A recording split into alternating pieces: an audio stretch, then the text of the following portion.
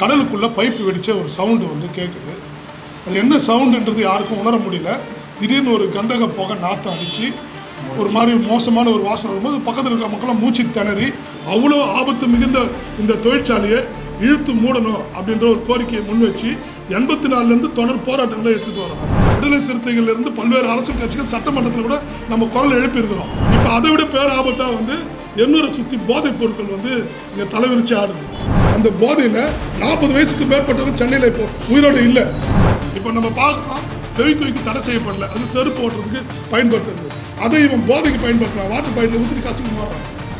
சரி, அதுதான் போகிறான்னு பார்த்தா பொம்பளை பசங்க 6வதுலேருந்து 10ஆம் வகுப்பு வரல மாணவர்கள்லாம் வந்து சன்னி ஆன்ஸ் அது வந்து என்ன பண்ணுறோன்னா ரசாயன ஊற வச்சு குடிச்சிட்டு போதைப் பொருள்ன்றது கஞ்சா இருக்கட்டும், இன்னும் என்னென்ன பேர் தெரியாதெல்லாம் வருது. ஆனால் இது எல்லாமே எண்ணூரில் வருது. அது எப்படி வருதுன்னு தெரியல, யார் மூலமாக வருதுன்னு தெரியல. ஆனால் காவல்துறைக்கு கண்டிப்பாக தெரியும். டோட்டலாக இந்த பசங்க ஸ்கூலில் படிக்கிற பசங்க அத்தனையும் எல்லா பாக்கிலையும் அந்த ஃபில்டர் ஆன்ஸ் மாதிரி வச்சுட்டு இருக்காங்க. அவர் தலையிலே அடிச்சுக்கிறார். என்னை பார்த்து சொல்கிறார், ஒரு ஹெட் தலைமை ஆசிரியர் என்னை பார்த்து சொல்கிறார், சார் என்ன சார் கரங்கட்டு போச்சு சார், எண்ணூர் இவ்வளோ நாள் பயந்து இருந்தாங்க. காவல்துறை நடவடிக்கை எடுக்கணும், தெரிஞ்சால் கண்டிக்கணும், அவன் மேலே ஆக்ஷன் எடுக்கணும். பயப்படுறான், நாங்களாம் உண்மையிலே பயப்படுறோம். ஏன்னு கேட்டீங்கன்னா கஞ்சா சின்ன பசங்க அடிச்சுட்டானுங்கன்னா என்ன பண்ணுறானுங்கன்னே தெரியல. இது ஒரு தொழிலாக பயன்படுத்திக்கின்னு எல்லாமே பண்ணிக்கின்னு வராங்க. ஒரு இடம் இல்லை, கமலாமால் நகர் வந்து இதே இருக்குது, லாக்குன்னு ஒரு இடம் இருக்குது. இதை வந்து குறிப்பிட்டு நான் சொல்கிறதுக்கு காரணம் என்னென்னா அங்கங்கே ரைட் பண்ணணும். சிக்கலை இது வளர்ச்சி வளரும் போதே இந்த தப்பு பண்ணும்போது வளர்ச்சி அடைஞ்ச பிறகு என்ன பண்ணுவாங்க, இதை விட 3 மடங்கு தான் ஆகும். அப்போ வந்து இதை தடுக்கிறது யாருடைய கடமை? பள்ளியில் இருக்க டீச்சர்ஸுங்க பயப்படுறாங்க. சின்ன பொம்பளை பிள்ளைங்க சாப்பிட்ற சூழ்நிலையை உருவாகுது.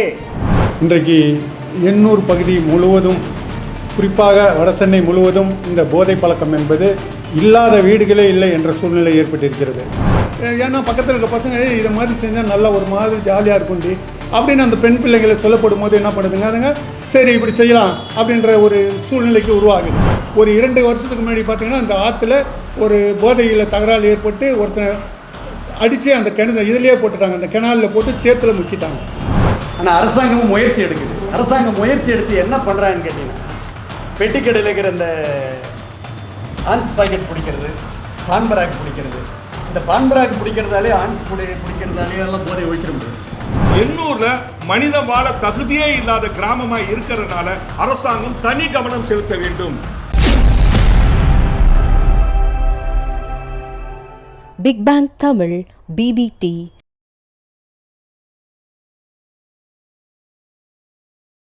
கடந்த டிசம்பர் 26ஆம் தேதி சுனாமி நினைவு நாள் முன்னிட்டு மக்கள் எல்லாமே வந்து பாதிக்கப்பட்ட உயிரிழந்த மக்களுக்கு ஆறுதலாகவும் அஞ்சலி செலுத்துவதற்காகவும் அன்று ஒரு நாள் எந்த தொழிலுக்கும் செல்லாமல் அமைதி காத்து இருக்கிற ஒரு சூழ்நிலையில் திடீர்னு இரவு 1 மணிக்கு மேலே வந்து திடீர்னு வந்து கடலுக்குள்ளே பைப்பு வெடித்த ஒரு சவுண்டு வந்து கேட்குது. அது என்ன சவுண்டுன்றது யாருக்கும் உணர முடியல. திடீர்னு ஒரு கந்தக புகை நாற்றம் அடித்து ஒரு மாதிரி மோசமான ஒரு வாசனை வரும்போது பக்கத்தில் இருக்கிற மக்கள்லாம் மூச்சு திணறி வெளியில் வர முடியாமல் மூச்சு திணறி அங்கங்கே மயக்க அடிச்சு விழுறாங்க. எண்ணூர்லேருந்து மக்கள் எல்லாருமே அகதிகளாக ஊரை விட்டு வெளியேறாங்க. யாரும் இங்கே இருக்க முடியல. தொடர்ந்து ஒரு 3 ஹவர் அது அந்த சுழற்சிக்கிட்டே இருக்குது. அந்த கந்தக அமோனியா புகையுடைய அந்த வெடி இது எங்கேருந்து வருதுன்னு தெரியல. கம்பெனிலேருந்து வருதா இல்லை எந்த வழியில் வருதுன்னு தெரியாமல் உடனடியாக அவங்க இருந்த அதிகாரிகளாக வராங்க, செக் பண்ணுறாங்க. அங்கே எங்கே வெடிச்சதுன்னே தெரியல. அதுக்கப்புறம் வெடிகாலம் ஒரு 5:30 மணிக்கு தான் எங்களுக்கு கடலில் வெடிச்சிருக்கிறது அப்படின்னு வருது. அதுக்கப்புறம் பார்த்திங்கன்னா 350 டன் மீன்கள் மட்டும், மீன்கள் யாரா நண்டு ஆமைகள்லாம் செத்து கரை ஒதுங்கி இருக்குது எல்லாத்துலேயுமே. அதுக்கப்புறம் நம்ம இனிமேல் இங்கே வாழறதுக்கு தகுதி இல்லாத ஒரு இடத்துல நம்ம வசிக்கணும்னு சொல்லிட்டு அன்றையிலேருந்து இன்று வரையில் தொடர்ந்து அந்த கம்பெனி இழுத்து மூடணும் அப்படின்னு நாங்கள் தொடர் போராட்டம் எடுத்துருக்கோம். இப்போ அந்த கடலில் பைப்பு வெடிச்சிடுச்சு. இப்போ நாம் என்ன கேட்குறோன்னா, அது நிலத்தில் வெடிச்சிருந்ததுன்னா இங்கே அமோனியா டேங்க் இருக்குது, அந்த டேங்க் வெடிச்சிருந்ததுன்னா இங்கே ஒட்டுமொத்தமாக ஏதோ வட சென்னையில் இது எண்ணூர் பகுதி மட்டும் இல்லை, வட சென்னையில் திருவொற்றியூர் மட்டும் இல்லை, வட சென்னை, தென் சென்னை, மத்திய சென்னை என்று திருவள்ளூர் மாவட்டம், காஞ்சிபுரம் மாவட்டம், இது ஒட்டுமொத்தமாக மக்கள் வந்து ஒரே நாளில் உயிரிழப்பாங்க. அவ்வளோ ஆபத்து மிகுந்த இந்த தொழிற்சாலையை இழுத்து மூடணும் அப்படின்ற ஒரு கோரிக்கையை முன் வச்சு 84லேருந்து தொடர் போராட்டங்களை எடுத்துகிட்டு வரோம்.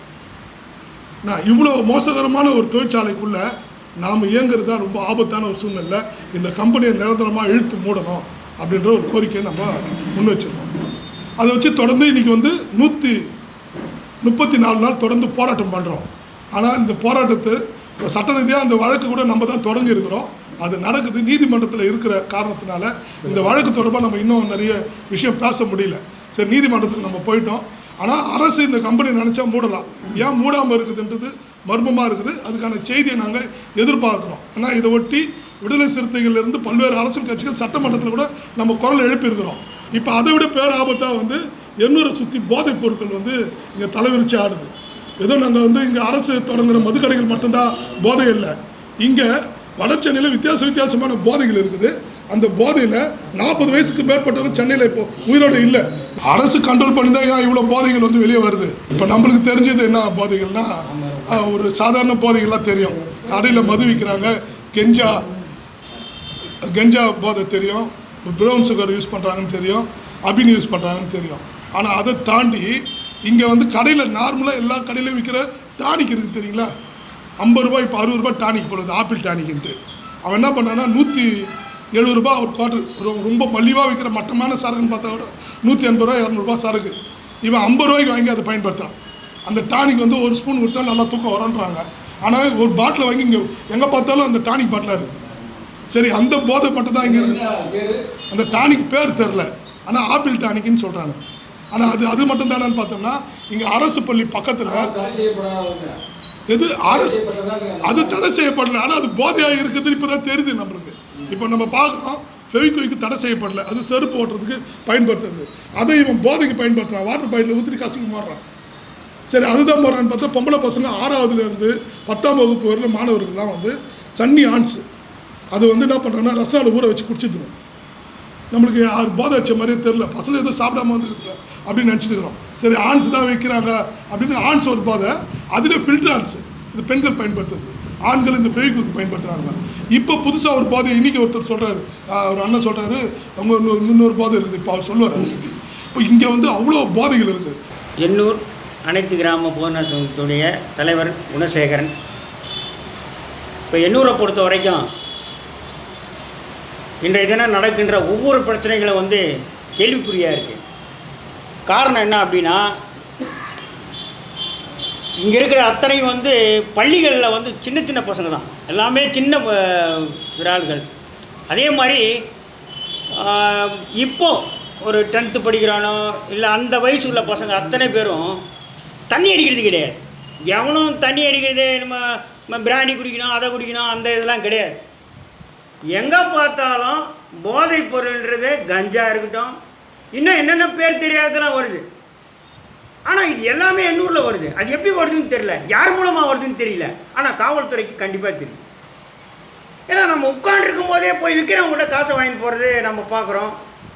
நம்ம இதெல்லாம் வந்து எதுக்கு வாங்குறான்னு கூட தெரிய மாட்டேங்குது. ஆனால் அவங்கள கேட்டால் என்ன எதுக்காக வந்து போகிறேன்னு கேட்டால், அந்த விற்கிறேன்னா 400 ரூபா வாங்கிட்டு போகிறாரு. யாருன்னு கேட்டால் அந்த ஜீப்பில் வர்றவங்க, வண்டியில் வர்றவங்க அந்த 400 ரூபா 500 ரூபா ஏமாற்றி அவங்கள கிட்ட வாங்கிட்டு போகிறாங்களே தவிர அது தப்பான செயலை அவன் பண்ணுறான்றதுக்கு கண்டிக்கலை. இன்றைக்கி டோட்டலாக இந்த பசங்க ஸ்கூலில் படிக்கிற பசங்க அத்தனையும் எல்லா பாக்கிலையும் அந்த ஃபில்டர் ஆன்ஸ் மாதிரி வச்சுட்டு இருக்காங்க. எதிரா அப்படின்னு சொல்லிட்டு ஹெட்மாஸ்டர் போயிட்டு கேட்குறாரான். ஹெட்மாஸ்டர் என்னடான்னு போய் செக் பண்ணி கேட்டால் பையன் போட்டு கொடுக்குறான். அவன் தான் வச்சுருக்கான் சார் அப்படின்னு எடுத்து செக் பண்ணால் 4 பசங்க பாக்கெட்டில் ஃபில்டர் ஆன்ஸ். அவர் தலையிலே அடிச்சுக்கிறார். என்னை பார்த்து சொல்கிறார், ஒரு தலைமை ஆசிரியர் என்னை பார்த்து சொல்கிறார், சார் என்ன சார் தரங்கட்டு போச்சு சார், எண்ணூறு இவ்வளோ நாள் பயந்து இருந்தாங்க, யாருமே செய்கிறதுக்கு பயப்படுவாங்க, இன்னைக்கு சுற்றி பார்த்தா கூட கஞ்சா விற்கிறேன்றான், அதை விற்கிறேன்றான், அப்படின்னு விற்கிறேன், என்னென்ன பேர் தெரியாதெல்லாம் விற்கிறேன்றான். சாராய கடைக்கு போகிறவங்களோ ஒயின் ஷாக்கு போகிறாங்களே இல்லையோ. ஆனால் டோட்டலாகவே வந்து இன்றைக்கி எண்ணூர் ஃபுல்லாகவே பரவலாகவே போதைப் பொருள் நிறைய ஆயிடுச்சு. நம்ம அரசை குறை சொல்ல முடியுமா? எப்படி சொல்ல முடியும்? அரசு இங்கேருந்து எண்ணூருக்கு வந்து நீ துட்டு வாங்கிட்டு போட நான் சொல்லுவான். காவல்துறை நடவடிக்கை எடுக்கணும், தெரிஞ்சால் கண்டிக்கணும், அவன் மேலே ஆக்ஷன் எடுக்கணும். இதுதான் செய்யணுமே தவிர நம்ம அரசையே குறை சொல்லிக்கிட்டு அரசு தான் பார்க்கணும், அரசு தான் செய்யணும். அப்புறம் நாம எதுக்கு இருக்கிறோம்? நம்ம தானே ஏரியாவில் இருக்கோம். தப்பு பண்ணுறோன்னு காமிக்கிறோம், இன்ஸ்பெக்டர் கிட்ட சொல்கிறோம், ஏசி கிட்ட சொல்கிறோம், எல்லார்கிட்டையும் சொல்கிறோம், சார் இந்த இடத்துல தப்பு நடக்குது, இந்த இடத்துல இது நடக்குதுன்னு நம்ம நேரடியாக சொல்கிறோம். பழக்கத்துக்காக நம்ம ஆர்டர் போட முடியாது அவங்ககிட்ட, நம்ம பழகிறதுனால சொல்கிறோம், சார் இந்த இடத்துல தப்பு நடக்குது சார், தயவு செஞ்சு பாருங்கள். இன்றைக்கி பயப்படுறோம், நாங்களாம் உண்மையிலே பயப்படுறோம். ஏன்னு கேட்டிங்கன்னா கஞ்சா சின்ன சின்ன பசங்க அடிச்சுட்டானுங்கன்னா என்ன பண்ணுறானுங்கன்னே தெரியல. ரொம்ப அநியாயமாக இருக்குது. இன்றைக்கி சமீபத்தில் ஒரு வாரத்துக்கு முன்னாடி ஏதோ தகராறு ஏதோ பேசிட்டு இருக்கான்ட்டு ஒரு லேடியை சத்தியவரம் நகரில் கல் தட்டு போயிட்டான்னு 3 பேர். ஆனால் பிள்ளைங்க வந்து மெயினாக வந்து இந்த சாக்லேட்டு போதைப் பொருளில் வந்து அந்த ஃபில்ட்ரான்ஸு இது மாதிரி கூலிங்னு ஏதோ ஒன்று இருக்குன்றாங்க. இது எல்லாம் வந்து ஸ்கூலில் இருக்குது. நீங்கள் வெளியே குடிக்கிறான் வெளியே சாப்பிட்றான்றது முக்கியம் கிடையாது. நாங்கள் என்னன்னு கேட்குறேன்னா, வெளியே தொடுறான் சாப்பிட்றான் அவன் தவறுதலாக பண்ணுறான்றதை கூட காவல்துறை நடவடிக்கை எடுத்து அது வேற ஒரு பக்கம். கல்வி பள்ளிக்கூடத்தில் நடக்கிறத தயவு செஞ்சு கண்டிக்கணும். எங்களுக்கு அதுதான் கஷ்டமாக இருக்குது. ஏன்னா வெளியிலன்றதை விட கல்வியில் மெயினாக வந்து பாருங்க அந்த ஸ்கூல் பக்கம் இந்த பார்த்தீங்கன்னா கவர்மெண்ட் ஹை ஸ்கூலு சாதாரண ஸ்கூலுங்க சின்ன பிள்ளைங்க 12 வயசு 13 வயசு பசங்கள்லாம் வந்து அதை தவறாக பயன்படுத்தக்கூடாதுன்னு தான் எங்களுக்கு ஆதங்கம். எங்களுக்கு வந்து ஆதங்கமே அதான் சிக்கலை. இது வளர்ச்சி வளரும் போதே இந்த தப்பு பண்ணும்போது வளர்ச்சி அடைஞ்ச பிறகு என்ன பண்ணுவான்? இதை விட 3 மடங்கு தான் ஆகும். அப்போ வந்து இதை தடுக்கிறது யாருடைய கடமை? பள்ளியில் இருக்க டீச்சர்ஸுங்க பயப்படுறாங்க. கல்வியில் இருக்கிற டீச்சர்ஸுங்க அங்கே இருக்கிற டீச்சர்ஸுங்க பயப்படுறாங்க. இந்த பசங்க என்ன பண்ணோம் என்ன செய்யன்னு தெரியல. அந்த மாதிரி கண்டிஷனில் பசங்க இருக்குது.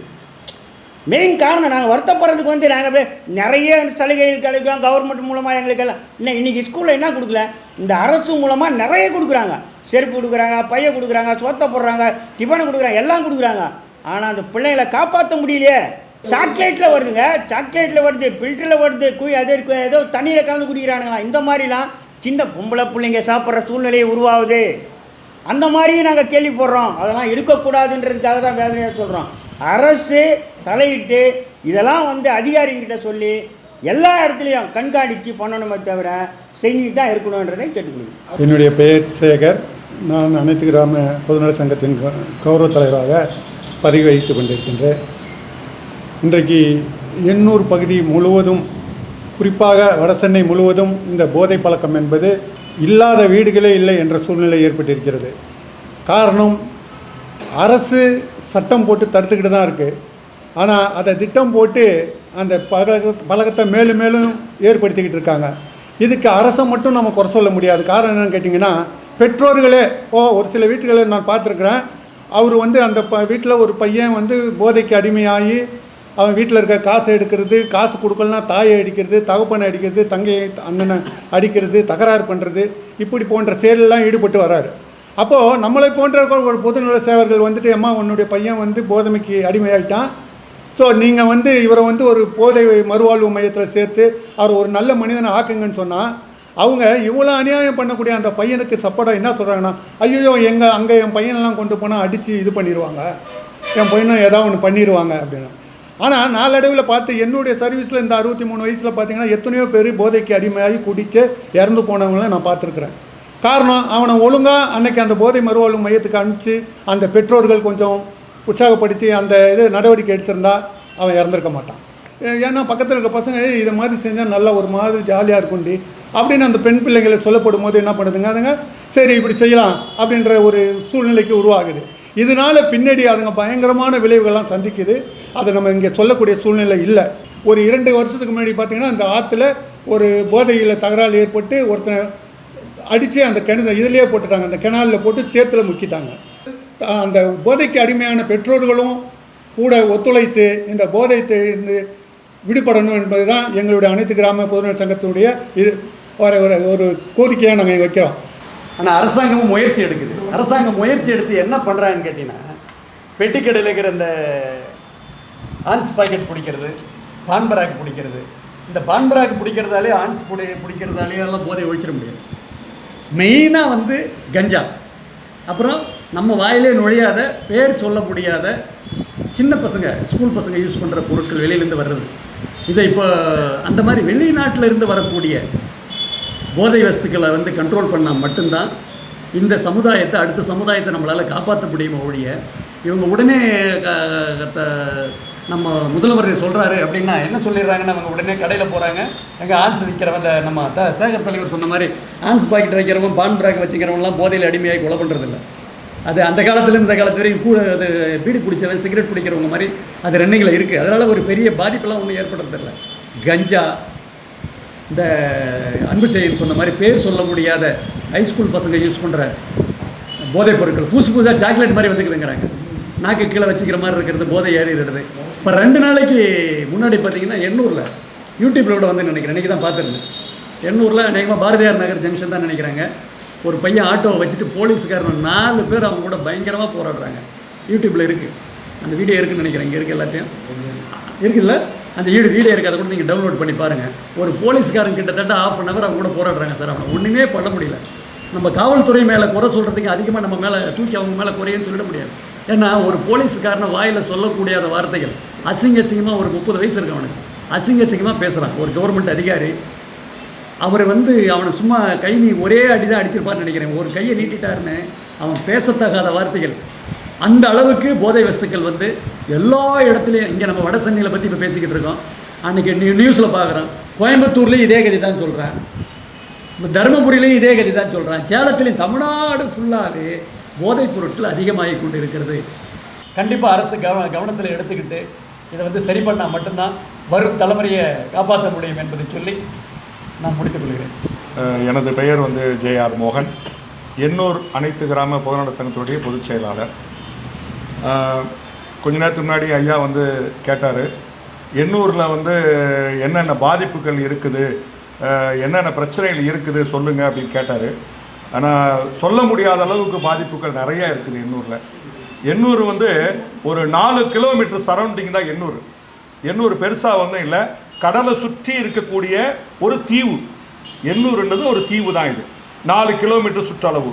இங்கே எவ்வளோ பேர் வசிக்கிறாங்க அப்படின்னு கேட்டிங்கன்னா குறைஞ்சது 55,000 60,000 பேர் வசிக்கிறாங்க. சரி, இந்த இடத்துல எத்தனை கம்பெனிகள் இருக்குது அப்படின்னு பார்த்தீங்கன்னா 11 12 கம்பெனிகள் இருக்குது. இந்த 12 கம்பெனிகளில் இந்த மக்கள் வேலை செய்கிறாங்கன்ட்டு இந்த அரசாங்கமும் நினைக்கலாம், வெளியூரில் இருக்கிற மக்களும் நினைக்கலாம். ஆனால் குறிப்பாக சொல்ல போனால் இந்த எண்ணூரில் சுட்டு வட்டத்தில் இருக்கக்கூடிய அந்த 11 கம்பெனிலையும் வேலை செய்யக்கூடியவங்க எண்ணிக்கிற அளவுக்கு 1000 பேர் தான் வேலை செய்கிறாங்க. 1000க்குள்ளே தான். மற்றவங்க எல்லாருமே இங்கேருந்து திருவற்றூர், தண்டையார்பேட்டை, இன்னும் சென்னை ஒட்டி இருக்கிற இடங்களில் தான் போய் ஏதேதோ வேலைகளை செஞ்சு இன்றைக்கி மக்கள் வந்து இன்றைக்கி வாழ்ந்துட்டு இருக்காங்க. ஆனால் இந்த சூழ்நிலை என்னன்ற எதுக்காக இதை சொல்கிறேன்னா, இந்த கம்பெனியால் நாங்கள் பாதிக்கப்படுறோம்.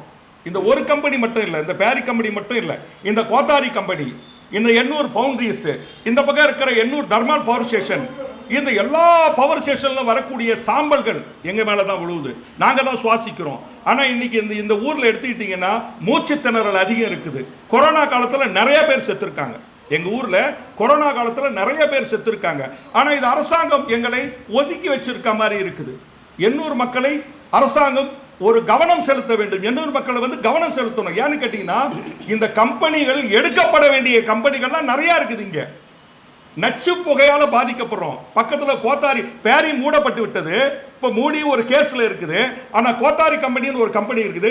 அந்த கம்பெனி மூலமாக இன்னைக்கு புகை தாங்க முடியல, மூச்சு திணறல் வந்து இன்னைக்கு ஹாஸ்பிட்டலுக்கு கையுமா அலைஞ்சுன்னு இருக்கிறாங்க இந்த கோத்தாரி கம்பெனியால். இந்த மாதிரி ஒரு சூழ்நிலை வந்து இன்னைக்கு எண்ணூரில் உருவாயிருக்கு. இன்னொரு கம்பெனி புதுசாக இன்னொரு ப்ராடக்ட் ஒன்று, ஒரே கம்பெனி மக்கள் குறைய கேட்காம ஒரு இதை தயார் பண்ணுறதுக்கு வந்திருக்காங்க. இப்போ எங்களுக்கு அது சரியான தகவல் இல்லை. அது சம்பந்தமாக வந்து வெகு விரைவில் வந்து எண்ணூர் அனைத்து கிராம பொதுநலர் சங்கம் மிகப்பெரிய அளவில் ஒரு போராட்டம் நடத்த இருக்குது என்பதை தெரிவித்துக் கொள்கிறோம். அது மட்டும் இல்லை, எண்ணூரில் மனித வாழ தகுதியே இல்லாத கிராமமாக இருக்கிறதுனால அரசாங்கம் தனி கவனம் செலுத்த வேண்டும். அதாவது எங்களுக்கு வேலை வாய்ப்பு வேண்டாம், எங்களுக்கு வேலை வாய்ப்பு நீ தர வேண்டாம், நாங்கள் எப்படியோ பொழைச்சிக்கிறோம். ஆனால் அரசாங்கம் எங்கள் நிம்மதியாக வாழ விடுங்கள், இந்த தூசு தும்பல் இல்லாமல் எங்களை வாழ விடுங்கள். இன்னைக்கு ஹாஸ்பிட்டலும் கிடையாது எண்ணூரில் எங்களுக்கு ஒரு தனியார் ஹாஸ்பிட்டல் ஒன்றே ஒன்று தான் இருக்குது. தனியார் ஹாஸ்பிட்டல் வேற இல்லை, கவர்மெண்ட் ஹாஸ்பிட்டலும் இன்னைக்கு இல்லை. ஆனால் கவர்மெண்ட் ஹாஸ்பிட்டல் இன்னைக்கு இருக்கிற எம்எல்ஏ கொண்டு வரதுக்கு பல கோடி ரூபாய் செலவு பண்ணி அவர் கட்டின்னு இருக்காரு. அவருக்கு எங்களுடைய பாராட்டுகள் தெரிவிக்கிறோம். ஏன்னு கேட்டீங்கன்னா, அது மட்டும் இல்லை, இன்னொரு விஷயம் என்னன்னு கேட்டீங்கன்னா, கடல் அரிப்பு ஏற்பட்டு இன்னைக்கு கடல் சீற்றம் ஏற்பட்டால் எந்த நேரமும் அந்த தண்ணீர் வந்து இந்த ஊரையே மூழ்கடிக்கும் நிலைமையில இருக்கிறனால அரசாங்கம் எங்களை பாதுகாக்கிறதுக்காக நீங்கள் ஒரு தடுப்பணை ஏற்படுத்த வேண்டும். கண்டிப்பாக வந்து ஒரு தடுப்பணை ஏற்படுத்தினா மட்டும்தான் எங்களை காப்பாற்ற முடியும். ஆகையினாலே வாய்ப்புக்கு நன்றி கூறி விடைபெறுகிறேன். நன்றி, வணக்கம்.